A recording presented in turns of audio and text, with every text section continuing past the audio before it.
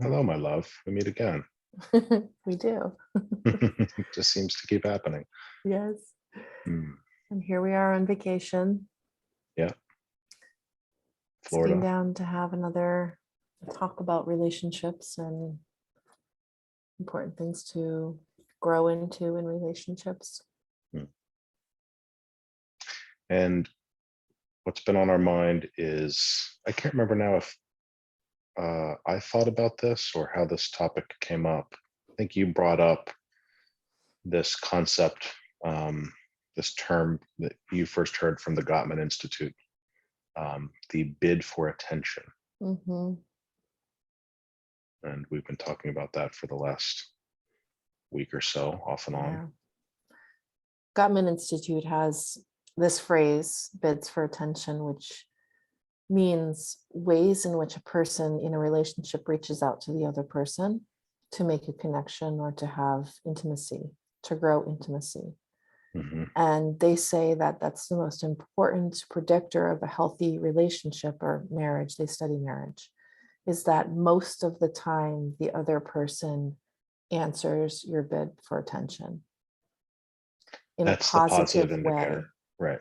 It's the number one indicator of a healthy marriage. Okay. That when, So, go ahead. mhm. Well, yeah, go ahead and finish. It's the number I one was just going to indicator. give examples of bids for attention, Great. which are, Perfect. for some people, it's things like, hey, did you hear about, this TV show? Do you want to watch it together? Or, hey, did you see this person? It's a kind of a reaching out to make a Mm. conversation, to start a conversation, to get deeper into more intimate. It can also look like, look over here, look over there. As you're driving, look at the blue car, look at the street, Yes. all kinds of ways of trying to ask the other person to pay attention, especially if the other person is uh, seeming to be detached or in their own world or whatever. It's a desire, it's a human desire to be safe and feel loved and connected to a partner Right. or another loved one, whatever. Mm. And so, in this understanding, the Gottman Institute, I think it's important to just be very clear that this isn't sort of a philosophy or a teaching per se Mhm. about their sense of, their approach to relationship. This is research based. Yep. And there are many decades of studying couples, observing them in the wild, so to speak, Mhm. and collecting data. Their number one indicator about whether a relationship would be successful is whether couples respond positively to one another's bids for attention. Mhm. Do you pay attention? Do you have eye contact? The person who's doing the bid, do they feel heard and seen? Right. And so that all seems very clear. And again, it's not a philosophy. The research is the research. So, that's kind of non-negotiable. We can't really say, well, I don't agree with that. I mean, this is what they do. They study couples and their research says, no, I'm telling you that if Mhm. people don't do this, if people don't respond in kind to these quote bids for attention, the percent chance of the relationship failing goes up significantly, Yeah, whatever percent. Yeah. massively, whatever it is. Mhm. Um, so that's non-negotiable. And yet, our conversation around this started because I didn't really like that. Don't like bids That's for attention. I sort of pondered that for a little bit, for a couple days on my own, because that's what I do, right? And then in my classic introverted fashion, after 2 days of not saying anything and just pondering on my own, I just sort of said, is there such a thing as a bid for attention that isn't pulling on your partner's energy, Mhm. right? Um, that's something that I've always been sensitive to. Mhm. And as a kind of introverted, um, mostly sort of self-contained and independent type, um, I perceive those sorts of tugs to be unpleasant. How do you experience that? I'm curious. Or for people who are watching and they don't know what it means to have your energy pulled on. Yeah, and so again, also to make clear, this is, let's leave the bid for attention in the Gottman Institute to the side For a for a second. moment. Mm-hmm. So to me, having my energy pulled on is, it feels like being asked to become responsible for somebody who isn't responsible for themselves or can't be responsible for themselves in the moment. It seems like somebody asking something of me in sort of subtle, unconscious ways, that either I can't provide for them, or simply don't want to provide for them, because it would require me to step outside of myself in some way, right? And it feels to me it's draining, it's exhausting.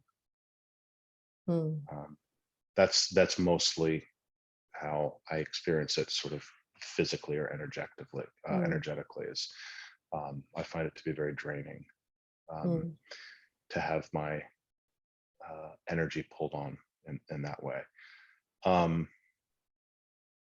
And so I was thinking about, now bringing back in this Gottman Institute idea of the bid for attention. I was thinking about, okay, where has that shown up in my life previously? We'll leave you out of the equation For now. for the time being. Previously, where has that shown up in my life, and what has my ability to respond to that been? In other words, was I in alignment with the ideas that the Gottman Institute was expressing in terms of what makes a relationship, or indicators of whether a relationship would be successful? And I wasn't sure at first if I had the experience of a partner making a quote bid for my attention that I didn't perceive to be as a pulling of my energy. Now, that can say a lot about me and what was not healed in me at the time. But nonetheless, it got me thinking about, even now, in sort of an ideal relationship, or in a very different place in my life, hypothetically, the question came up for me: is there such a thing as a bid for attention that isn't a pulling of energy?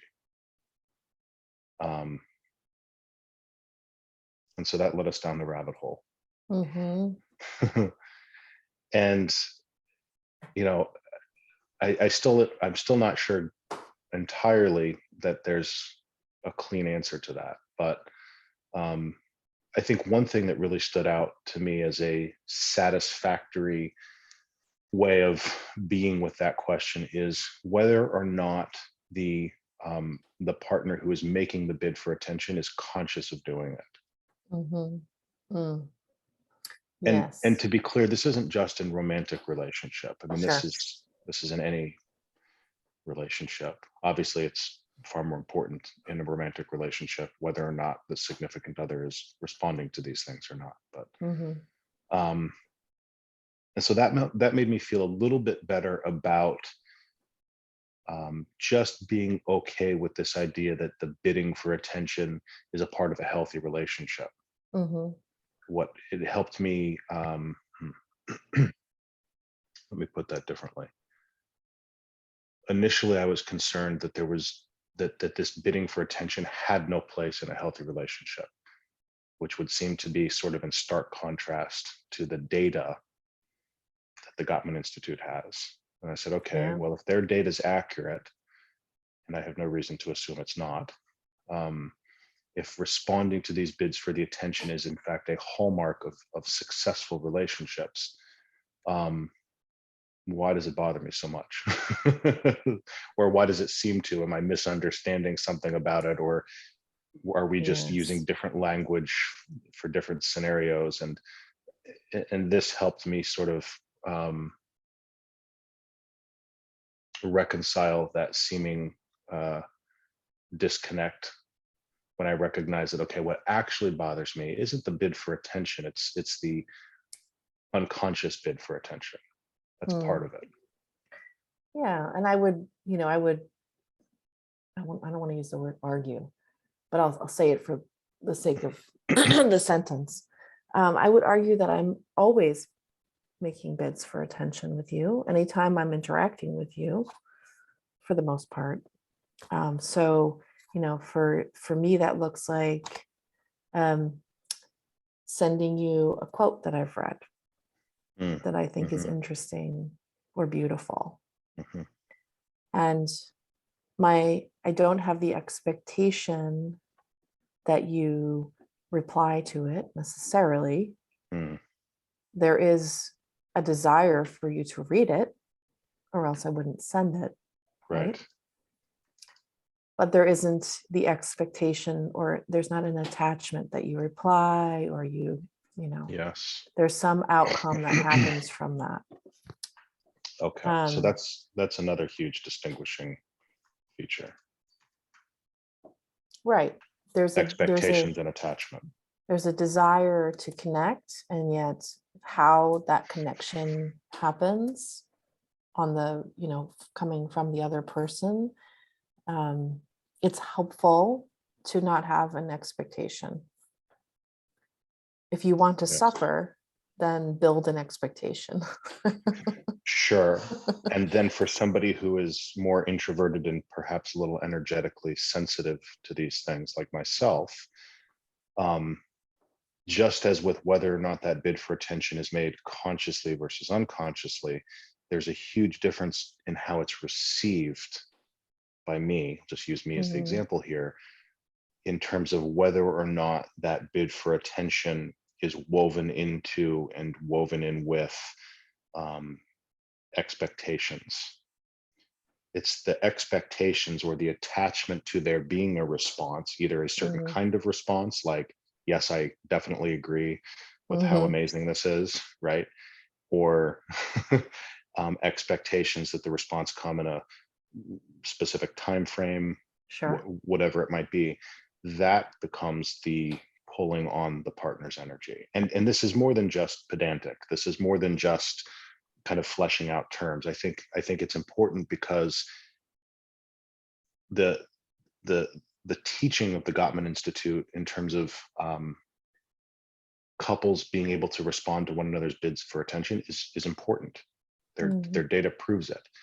At the Mhm. same time, I think you and I both work with couples and have many experiences with clients and just also with people in relationship with, Mm. who might think that they're making bids for attention, and what they're really doing is pulling on their partner's energy or attempting to self-regulate through their partner, or asking their partner to fill some need for them that they're not even conscious of asking for it to be filled. And those things become sources of confusion, tension, difficulty in the Right. relationship. It leads to that sense of like, what do you want from me? I don't know what you need here, because the Right. person making the bid doesn't even really know what they need. Yeah.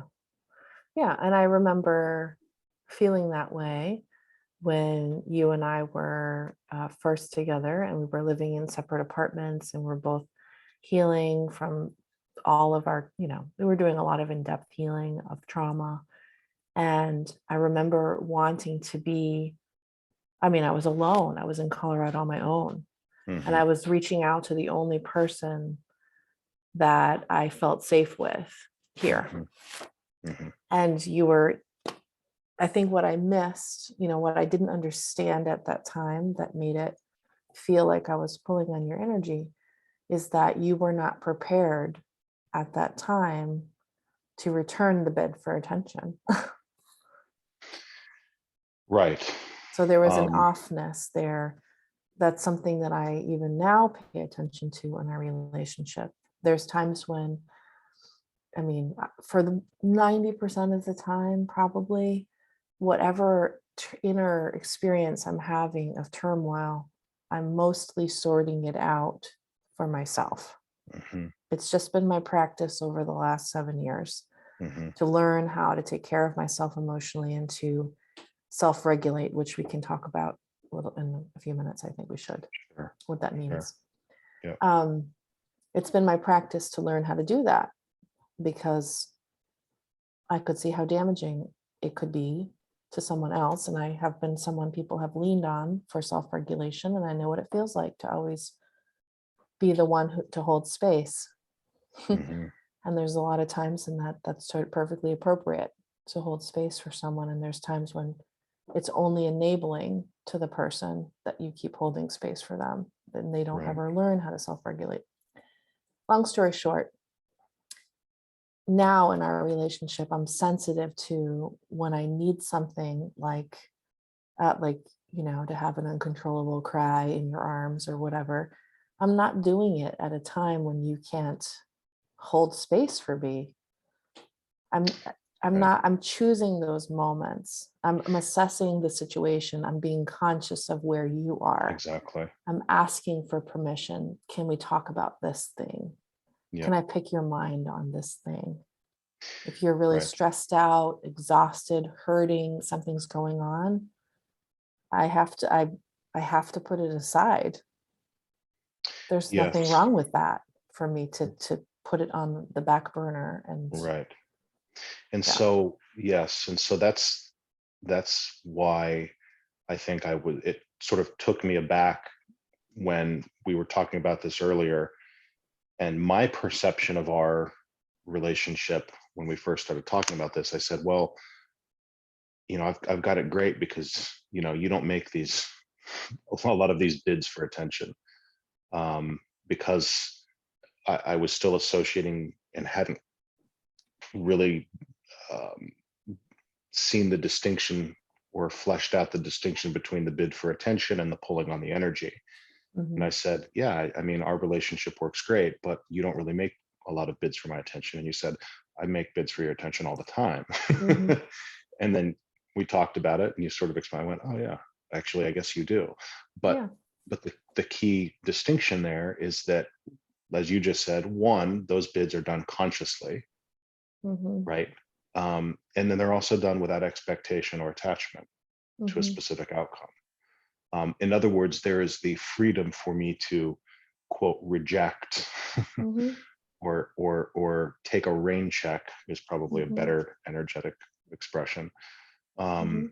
the bid for attention, and that isn't taken personally or seen as a problem. Yeah, Um, yeah, no. right? No, because I know inside of myself, I'm not gonna die Yeah. if you don't, return my bid for attention. And we also have had enough repetition of there's enough trust built up Hmm. Yes. where I know that over the years of our relationships that most of the bids for attention are met, that eventually if I need something, you're there. Like if I need you to work on my back or whatever, um, you're there. You're consistently there. I Hmm. can trust you. Right. But I also know that I'm not going to die if you aren't there because I can take care of myself. And there's all kinds of ways to get things met, all kinds of ways to get your emotional needs met, your physical needs met. Right. And I think in relationships, it's unreasonable to expect your partner to always meet these various needs. There's just going to be periods of time, days, minutes, hours, Yes. years, Right. where the other person cannot meet every bid for attention. Right. Even when the bids for attention are done in a healthy manner, Hmm. right? But then there's the whole other story of when these bids for attention are not healthy, right? When they Hmm. are predominantly unconscious, or when they are laced with expectation and attachment. Hmm. And so that's when somebody unaware that they have some turmoil or unmet condition within themselves that they aren't able to be with and work with and respond to Mm-hmm. within themselves, and they then move into a codependency strategy, which is to say they pull on the energy of the partner, um, not knowing what they're doing, not intending to do that, but doing it nonetheless. And the message that's transmitted energetically is, um, I need you to take care of me in a way that I should be able to take care of myself, Mm-hmm. right? And so Mm. again, we're not all perfect. So it's not as if that occurring every now and then in a relationship is this massive red flag that indicates the relationship is not going well or won't be successful. Right. It's if that becomes the habitual way of being, and if there's no attempt to bring more consciousness to the reality of what's going on within the person who keeps making the unconscious bids for attention. Mm-hmm. So this was true for me. I think you asked me this morning, well, what did that look like for you in relationship? To have your energy pulled on and to have these bids for attention feel more contaminated and unhealthy. Mm. And it felt like never really being able to just settle comfortably into my own being, Mm. because I was always sort of looking over my shoulder on the lookout for my partner. How was she doing? Um, did she need anything from me? Like, is this an okay time for me to like sit down and take care of myself, or is that going to be perceived as abandoning her in some way? Mm-hmm. If I sit down and start doing this thing that makes me happy and brings me joy, and she's over there dealing with something and not in a great mood, is that going to be perceived as insensitive? Mm. Um, Yeah. right? Um, Do you or ever struggle with these things now? Do you ever have those thoughts that go through your head like, can I do this thing? Is it um, okay? every now and then, but there's an immediate recognition that there's no identification with that. There's no it's just background noise. Mm-hmm. It's this background loop thing that pops up every now and then, and I just recognize it as soon as it happens and go, yeah, I remember when that used to be a thing. Like, I remember when that pattern used to drive me, Mm. or there was any energy invested in it.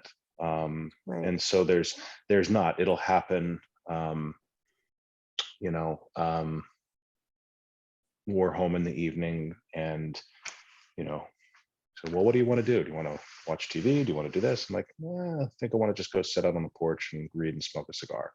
Mm-hmm. And there's this echo and shadow of background noise, um, that all it does is actually serve to remind me of how not present it actually is Mm-hmm.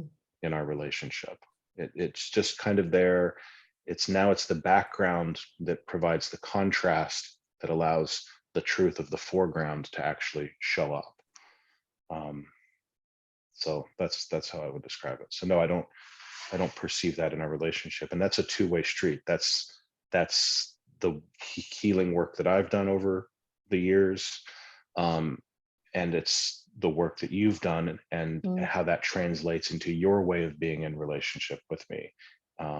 And I like what you said earlier. It's about the built-up trust. Mm-hmm. I know that you're okay and can take Mm-hmm. care of yourself. I Mm-hmm. trust that you can take care of yourself. I also trust you to really honestly and consciously communicate to me if there is a moment when you need me for something, Mm-hmm. right? And I can check in with that. Is this one of those moments? Right. Do you need me? No, I don't. Okay, I'll be over here, and that's okay. Yeah. And that, you used the word codependent. And I'm curious about that because how you described the reaching out to get a need met unconsciously sounds more like dependent than codependent. but maybe from your perspective, it places the expectation that you be codependent and be the rescuer role. Right. Is that what you were talking Yes. about? Okay. I do think that that's true. I think that often, I think that people will find themselves in relationships where the two halves of the dependency uh, equation or the codependency equation intersect. I mean, obviously, Mm-hmm. that's the definition of codependency, but where one person has a pattern of making unconscious bids for attention that have expectation and attachment with them, and the other person depends on being of service in the Mm-hmm. relationship to have a sense of worth or value, or that's what they perceive themselves to be bringing into the relationship. That's what I offer, you know. Right. And so I think that's where the codependency piece shows up. Sure. Okay. So I guess that wouldn't have been true for me. Um, that's not the dynamic that I had in previous relationships where these bids for attention were pulling on my energy. To me, I perceived that as a negative. I didn't want to be the one to take care of. Mm-hmm. So that wasn't codependent, I guess, in my case. But for many people, I think it will show up that way. Well, I mean, you can explain that dynamic as like archetypally, like women and men. The woman sometimes wants the man to be like the white knight, Yep, exactly.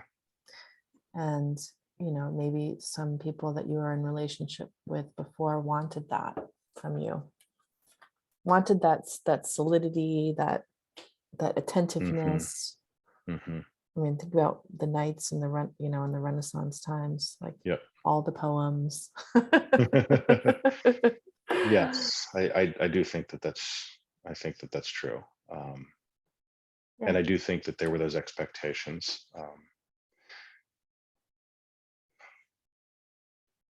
Yeah, and for women, um, I think a lot of women find themselves in relationship dynamics where they feel like they're the mother. And the bids for attention coming from the man are like a little child. Mm-hmm. I mean, there's a reason there's so many jokes about men and being sick. It's like Being when sick, maybe I've being missed this ill. joke. Oh, you've missed these jokes? I've I mean, apparently I've missed these jokes. apparently you're not on women's Facebook pages, I guess. No.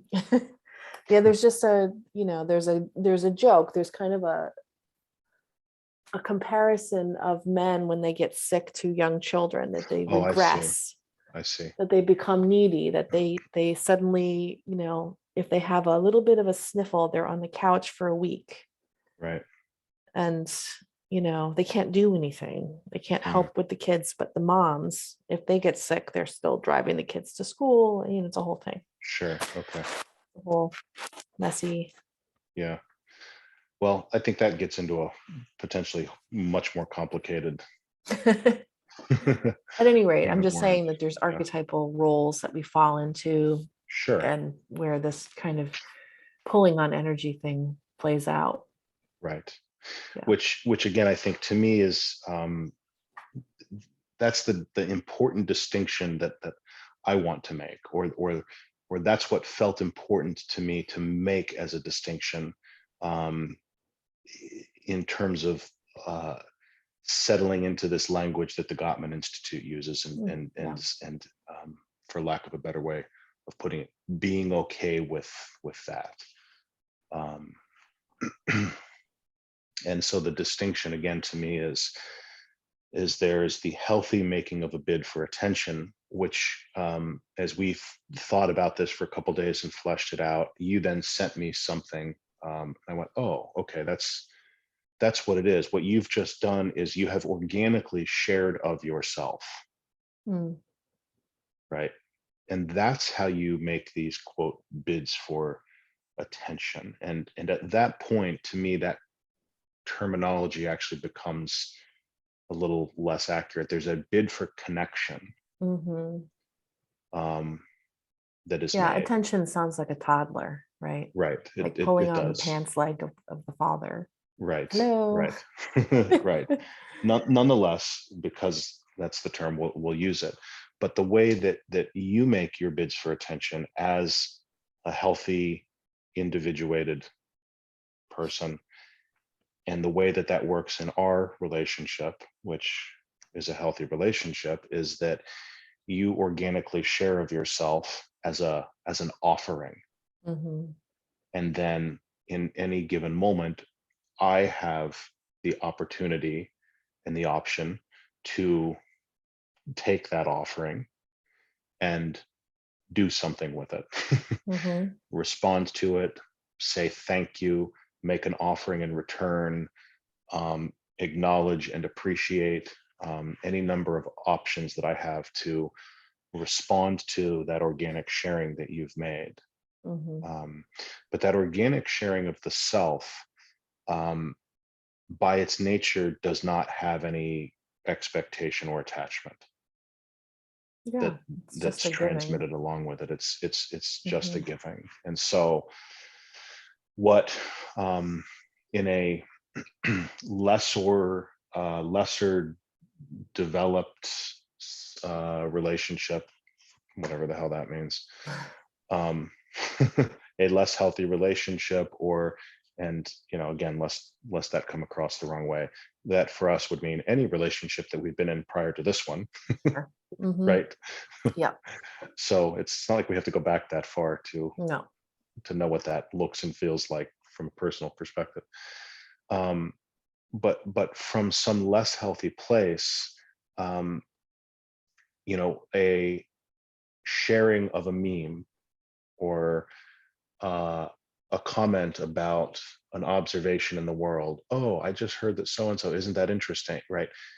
Would come with some sort of expectation, right, and Mhm. some need to respond. And then if the person doesn't respond to that, or doesn't respond with agreement or fascination, or this, Whatever. Yeah. whatever, then Mhm. suddenly that becomes a source of conflict, or the relationship is damaged in some way, Mhm. right? But now, as has happened a couple times in the last few weeks, you will share. I'll hear you laughing hysterically from the other room, and then notification on my phone. Oh, Jamie has shared a TikTok video with you. All right, let's click. Like, I don't get it. I don't. I find this totally amusing, and Right. I'm free to say I don't get it. And it's like there's no conflict there. There's Right. nothing lost. You've just spontaneously shared. It's gone over my head, and there's nothing lost here. That's Right. the difference, and I think that's what's important for people if they're interested in truly being in a healthy relationship and owning how they contribute to that, or don't, or detract from that. Then these are the opportunities. This is where you can begin to tune in, um, to whether you're contributing or detracting from a healthy relationship. When you make Mhm. these shares, when you make these offerings, these bids for attention, um, can you tune into it and say that it honestly comes with no expectation of the significant other? Right. I think the most classic thing that I remember of how I didn't do this well, even in our relationship, was when I would come home from work and I would kind of, I don't know, unravel. Mm. Yeah. Whatever. Like I would come home and start talking about things that I heard during the day that was upsetting, or Hmm. frustration that I was having, or whatever the scenario was. And I remember you saying, I don't want you to talk about this stuff Hmm. anymore with me because it's really, I don't know if you said negative or whatever you said, something. Something like that. Yeah. And I remember feeling like, well, it created a really big paradigm shift for me because in my experience growing up, and my experience, especially with women, is that the way you bond is through venting, Mm. is through expressing all of your unexpressed stuff, and you just Mhm. kind of vomit it out and lay it on the table, and the other person will usually say, oh yeah, I had that happen to me, and like it becomes like kind of a swap meet Yeah. of Yeah. trauma. Misery loves company. Yes. It's really good times. Mhm. But I just kind of realized that was my normal way of working through stuff that was up for me, Mhm. and in part encouraged by all the therapy that I was doing with my therapist at the time, because that's the whole point of therapy. Right. You go into the therapy office and you start talking about everything that's been upsetting you.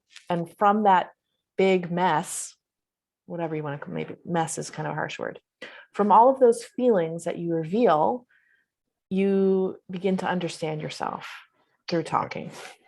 And then if you have a hypnotherapist, you get to do clearing on it, and it feels all nicely, tied off with a bow at the end, and you go on with your life.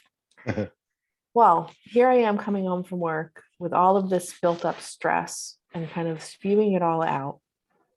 And you're like, well, I just had a whole day of the same. So why are you dumping all of this on me? Yeah. Yeah. And it really, although I was super pissed you Mhm. probably remember, I was really I upset and hurt. do remember. I'm Yeah. like, well, where am I supposed to talk about this? Like, who am I supposed to talk about this to? Like, what is this relationship about if Right. it's not What are about you here for if not to stand there? what is the point of you? Right. You don't do the dishes. Yeah. You don't fold the laundry. And What now is the you don't want point? to stand there and listen to my shit. Anyway. um yeah, I didn't really get it, but then it didn't take me very long to realize how disempowering that was for me, to need another person to resolve my Yeah. stress and my Right. emotions. And so Right. I immediately, once I kind of got over it, I kind of got over this boundary that you had set that I didn't like, I experienced so much more peace Mm. and a trust in myself that I could take all of this material and work with it. And all I had to do was feel the emotions. It wasn't that complicated. Right. Right. Yeah, I think that's such a an illustrative example because what you're describing is that there was something needing to happen within you Mm-hmm. that couldn't happen as long as you were remaining unconscious of the way in which you were managing it. And the way Mm-hmm. in which you were managing it was by coming home and kind of venting it to me, Mm-hmm. right? And it's only when you owned the ability to stop doing that, right, and become conscious of what was actually happening in your energetic system and with your emotions, and why am I having these strong reactions to this particular thing, and began Mm-hmm. exploring that and working with it consciously, then suddenly your happiness increased significantly. Yeah. Your well-being was a net improvement. So this is not just about don't be annoying to your partner. That's there's a much deeper message here. This isn't Right. just how to avoid offending one another. Right. That's not what this is. This is ultimately about what is best for us, um, as the person who is making these bids, because and this is where we get into the non-dual side of what's going on here. Any attempt to um, regulate from the outside or derive something of value from the outside or fill a sense of incompleteness or plug a void or anything that where the solution seems to be outside of us is ultimately a projection. It Yes. is it is it is not accurate and is illusory in some way. Again, we're all doing it Mm-hmm. all the time, short of being perfected, fully enlightened beings, Mm-hmm. of which, depending on who you talk to, there's been like maybe half a dozen in the history of the species, right? Right. So short of that, then this is still going on. So it's not, again, it's not an all or a nothing. But it is becoming more and more conscious of when and where we're doing that, and being willing to withdraw that attempt to seek solution from the outside.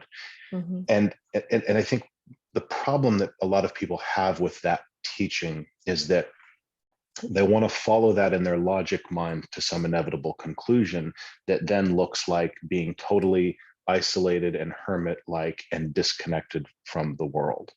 Yeah. And you and I think, are both willing to say that that is not the case. That is definitely, and without a doubt, that is not the case. It's difficult to explain why that's not the case, I think. Because in a sense, it does look like that would be the inevitable conclusion. I need no one.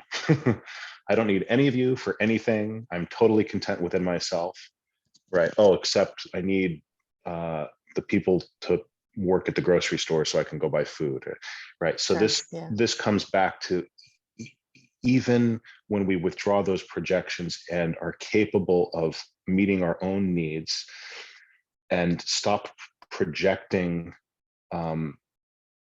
those lost aspects of self out into the world and trying to fill them from out there, even when we're no longer doing that, we are still living in an interdependent reality here on Earth in this particular plane of consciousness.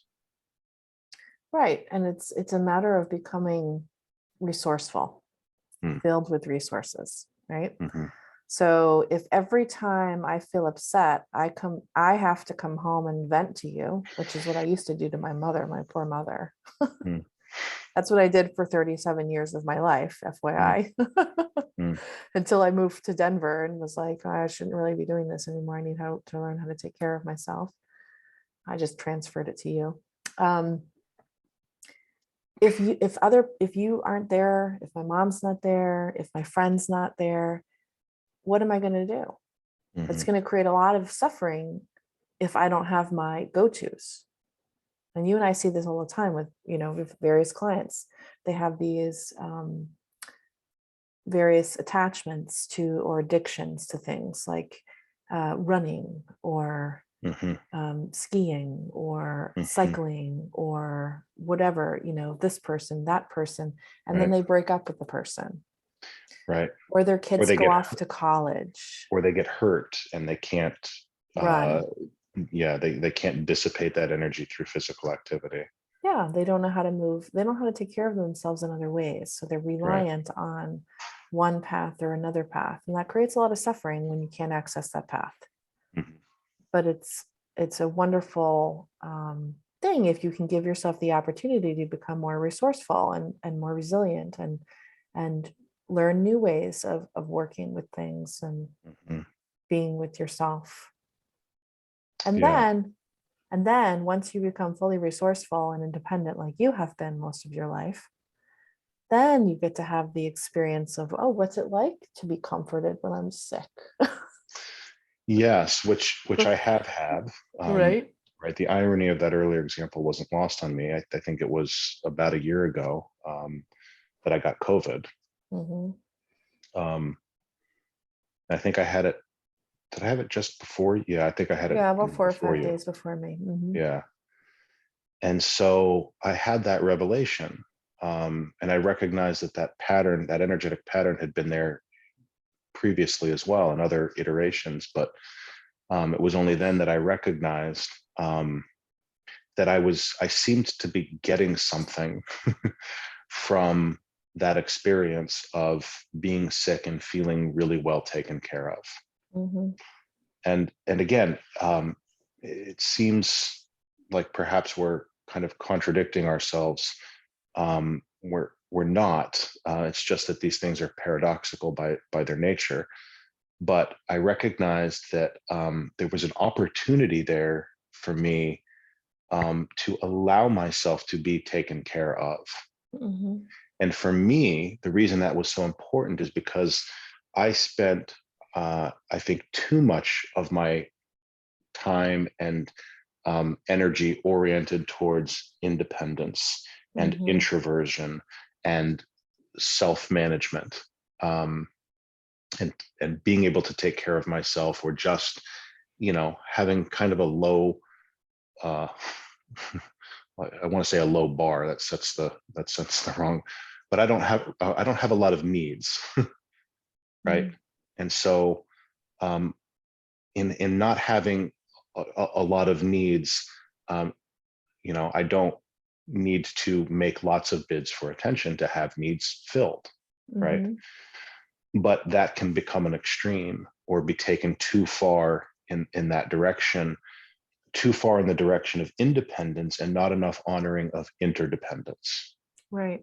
right? And so Mm-hmm. this is what happens in the psyche, is that when we move too far towards one end of the polarity, um, the other side of the polarity finds a way to jump up and grab us, typically unconsciously. And getting sick would certainly be an example of the unconscious grabbing us in some way. I mean, I didn't consciously sit down and think, okay, it's time to get sick, right? Right. It just it just I want to happened, feel taken care of. So right? So let me yeah. contrive a way to do that. The unconscious did that for me, Yeah. and I use that language intentionally, because the unconscious is always working for us to create balance by its very nature. Mm. And so for me, it was important to have this balancing experience of, yeah, no, you are independent, you are self-sufficient, you do have all of the resources, you have you have all the resources you need within yourself, and you know that, you're conscious of it, and you can live your life that way. And also, you're a human being in a relationship, and sometimes it just feels really, really nice for your partner to bring you chicken soup and Mm-hmm. check on you regularly and rub your feet or do energy work for you, or whatever it might Mm-hmm. be. And that's not a problem. Right. that's not a sign of codependency. um, Right. and again, the reason that that's different in that state is because there isn't the expectation. Yeah. I mean, There's if I left you it's not a alone, demand. you'd just suffer by yourself. Silently, yes. You'd never Yes. be like, can you get me some chicken soup, please? Yeah. No, Right. it's not your style. No. Well, I'd like to talk a little bit about um, bids for attention that don't feel good, Hmm. just to kind of illustrate that a little bit more. Yes, aka neediness. Mm-hmm. Hmm. Yes, and the neediness and the pulling on energy go hand in hand.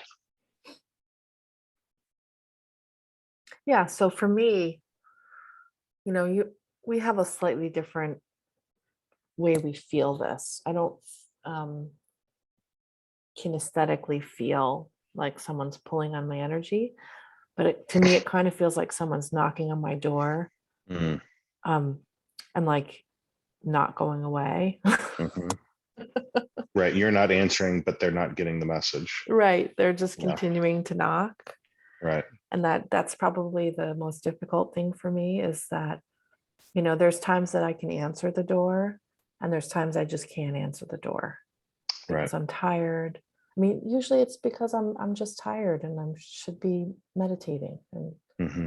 rejuvenating myself and answering the door, every 10 minutes is not helpful for me. It's not healthy. Right.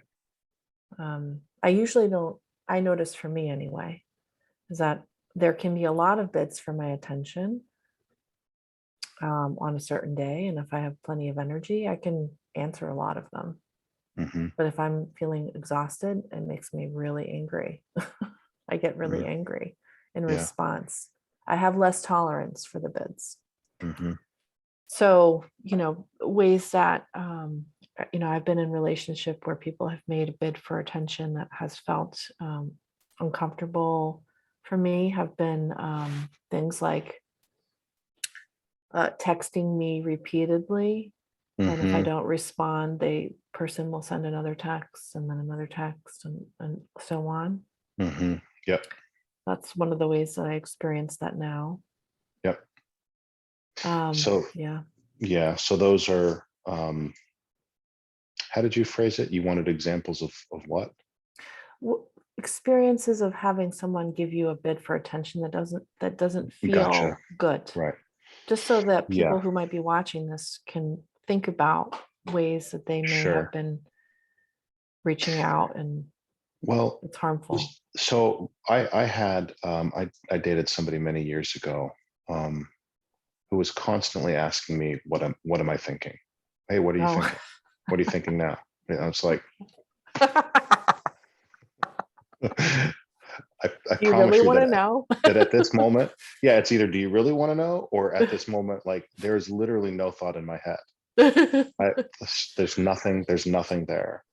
Yeah. And of course, this is only in retrospect. At the time, I just felt kind of annoyed and flabbergasted and didn't really have the language or or experience to make heads and tails of it. But that would be an example of that's an unconscious bid for attention. Sure. There's a need, there's an expectation, there's some, and this woman was particularly high anxiety. Hmm. Um, and so, you know, looking back, what would happen is anxiety would build in her and she wouldn't know how to deal with it. So she'd need to distract herself from it. Hmm. Or there was also, again, maybe this was literally true. If not, it's certainly true in other situations, examples, or there's just an inherent insecurity. Right. And it's like, I'm so uncomfortable with myself and my thoughts that I need some kind of affirmation from you, that Hmm. you're not thinking the same bad things about me that I'm over here thinking about myself. Right? Sure. Yeah. What are you thinking? What do you think? And so, Mm. constantly just tugging on your partner's energy like that is, um, that's a bid for attention that's unhealthy. And I think the tough ones are the ones that might look like they are relationship building. Mm. PDA is one. Mm, that's a great one. Yeah, I hadn't Physical thought about that. affection. Hmm. Yes, that is a great It one. can definitely be experienced as clinginess. Yeah. I mean, for me, anything short of peck in public is uncouth, a bit garish.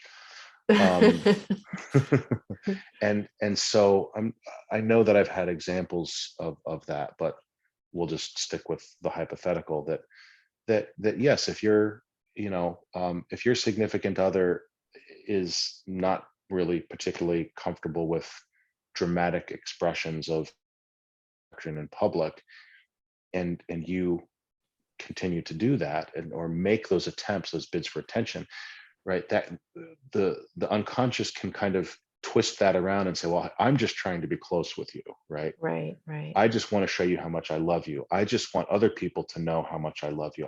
Right. But Sure. really what we're talking about is there's an unmet need. Yeah. There's a sense of insecurity. There's a need to sort of like stake your claim in public and, right, make a display of this one belongs to me, hands off, or any number This of, one belongs to me. it's the marking of the territory.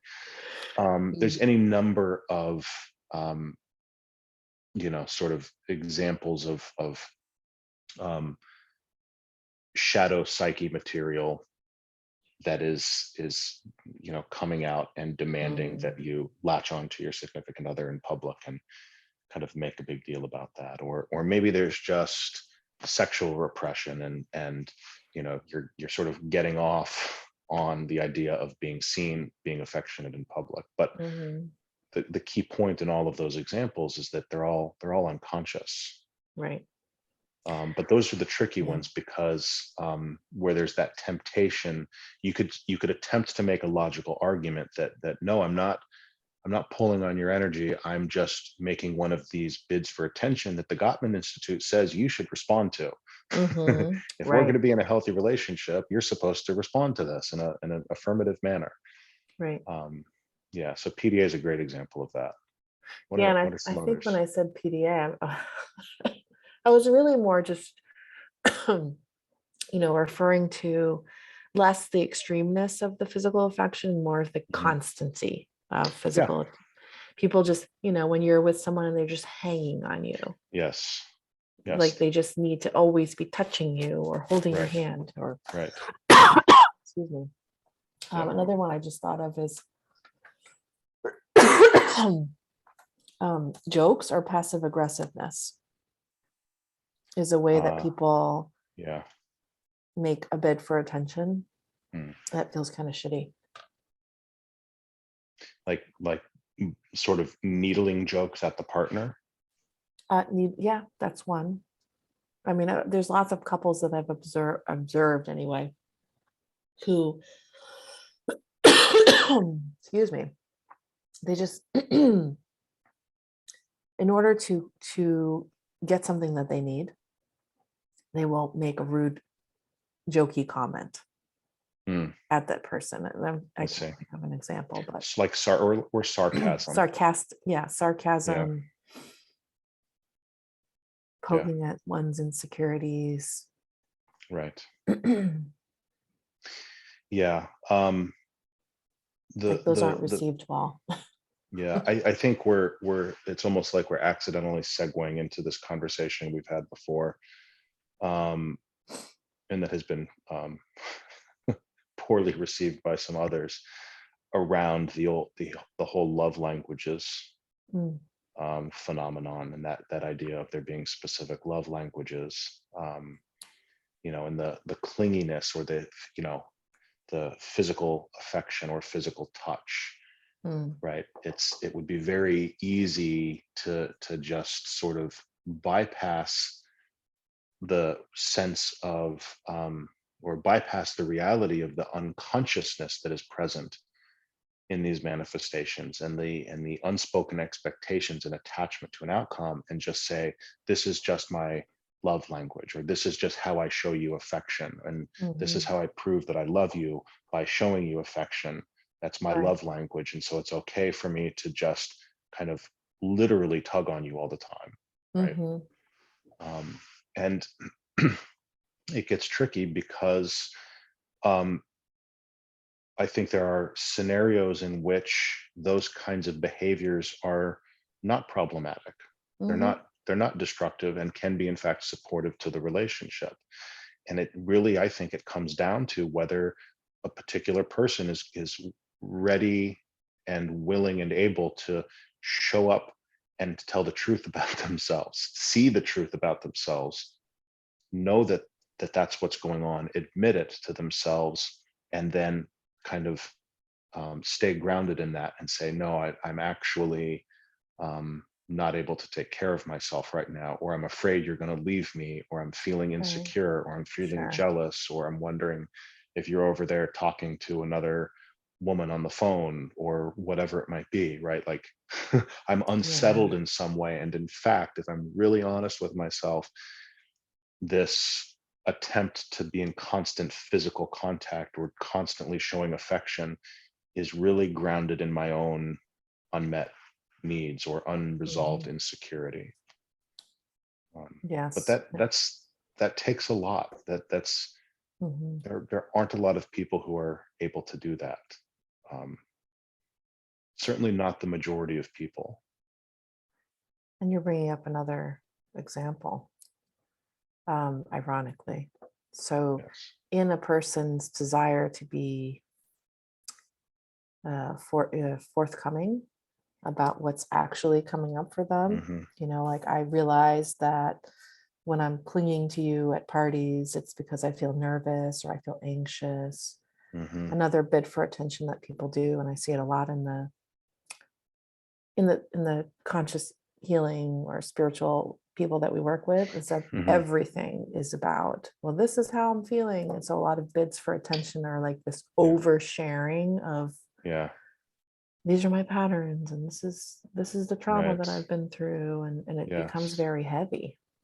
Yes, that's an example of the term that I coined. I just take credit for it. I don't know. I'm sure somebody's put these words together at some previous point in history, but it's shadow masturbation. is the term that I use. It's this conscious recognition of, nope, I have these shadow patterns, but the recognition of it becomes the excuse to continue engaging in it. Going in it. And Yeah. it's this self-flagellation that takes place. I'm just going to roll around in my own shadow material and bask in it, you know. Kind of like an attachment. You're attached to your story, to your trauma, and you make it. Yeah, I think that's part of it. I think there's attachment, but I also think that it's looking for, like, you know, the proverbial blue ribbon, you know. It's like, okay, well, congratulations, you've identified that you have shadow material. The point of that is to then allow that to shift and change.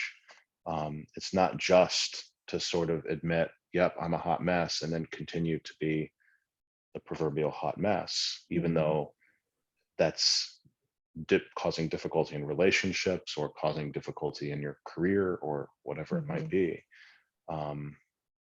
And so that is also, it's like there's a deeper shadow element, which is this need for self-acceptance, I think, or just a need for acceptance in general. And so I think that's part of what you're describing. But yeah, it's kind of like a trauma bonding. Yeah. Let's connect because of trauma, rather than you share all your trauma and I'll share all my trauma, and that's how we'll communicate, through psychology. Right. Right. Yeah. So Well, go ahead. Well, my thought is maybe this conversation, like you said, is kind of shifting into a conversation about love languages, and we can talk about that next time. Yeah, I think that is a great idea. Is there anything practical? Is there a practical bullet point summary of, you know, somebody's taken the time to listen to this? I suppose they could go and peruse the Gottman Institute website. Yeah. You literally can Google bids for connection. I think it's actually bids for connection, not attention. Is it? Well, now we have to stop and record the whole thing. No, we don't. But it's interesting that you phrased it bids for attention, because I don't know that I actually have done that. Yeah, maybe you didn't. I think it's bid for, but that's what it's felt like for you. This, like, It is. yeah. No, it's bids for. A bid for connection is an action that tries to get your attention, and it indicates a desire for connection. Okay, great. So they're the fairly word synonymous. attention's in there.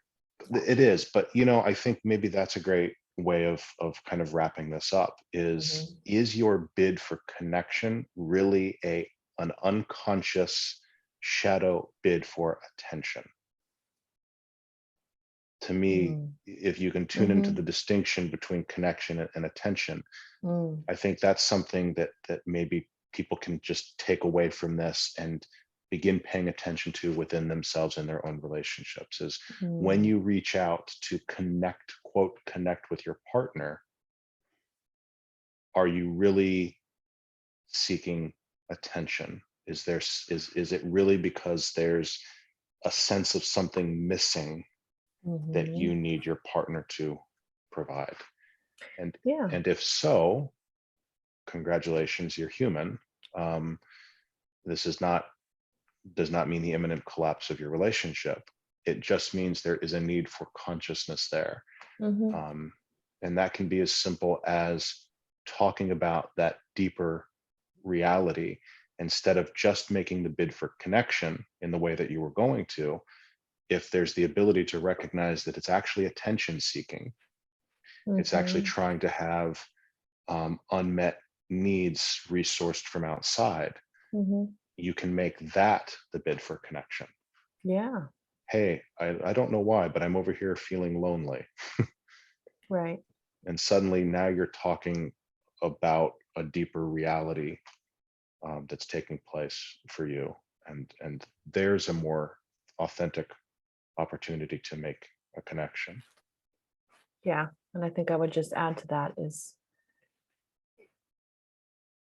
when you are making these bids for connection / attention, thinking about the other person.